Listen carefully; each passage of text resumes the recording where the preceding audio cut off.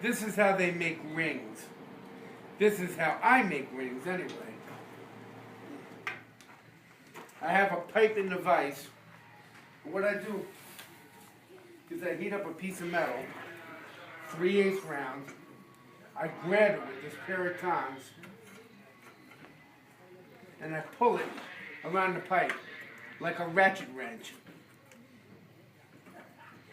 This way, all the links come out exactly the same. Now what I'm going to have to do is reheat this. Cut. Keep in mind, when pulling this around the pipe, that you had better take it off the pipe while it's still hot. Because if it shrinks on the pipe, it'll never come off. And you'll be stuck with a stupid looking coil around the pipe. And that's not good. While it's still hot, like I said, you better get it off. Even if you got to drive it off with the tongs. Because if that shrinks and cools down, it'll never come off. There we go. And this is how you get even rings. Cut. Again, while it's hot, you pull it while you grab with the other pair of tongs around the pipe. Like so. Almost like a ratchet wrench. There you go. That's the end of the heat. You want to get this off before it cools, because like I said, once it shrinks, you're dead. It's stuck on the pipe. Here we go. It'll take one more heat to bend this around. Cut. I'm ready now. Okay. Go.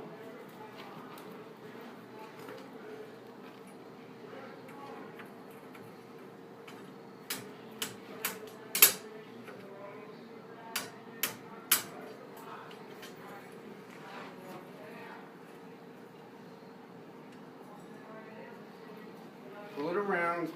Last a little bit. You may have to hammer it.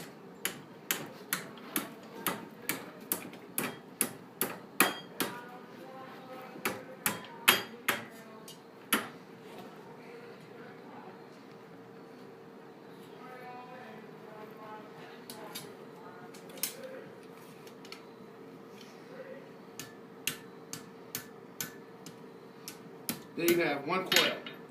What you do next, after this cools off, you don't do it while it's hot, you take a hacksaw and you cut across, and you'll have 1, 2, 3 perfectly round concentric rings. Cut. Okay.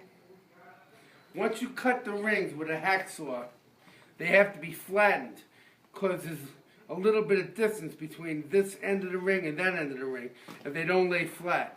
So what you do is you heat them up ring by ring. You put the ring between 2 pieces of plate. You lay this piece of plate on top of the ring, and you hit that sucker with a sledgehammer. That flattens the ring, and you do it while it's hot. Cut. With every bowl of fruit punch, you have the sweet fruits, like the peaches, the berries, and the grapes that go into the punch. To give the punch some zing, you also have the lemons, the sour part of the punch. And this part of this lecture is the punch part. I'm going to talk about professionalism. After you serve an apprenticeship for 5 years in the old guild system, they had rules and regulations to blacksmith's conduct. A blacksmith, if he ever disparaged another blacksmith publicly, would be kicked out of the guild and looked at as an unprofessional. I would never disparage another blacksmith, but some blacksmiths have taken it upon themselves to disparage me. Very unprofessional, and you know a jackass by their bray. That's all I have to say on that matter. Cut.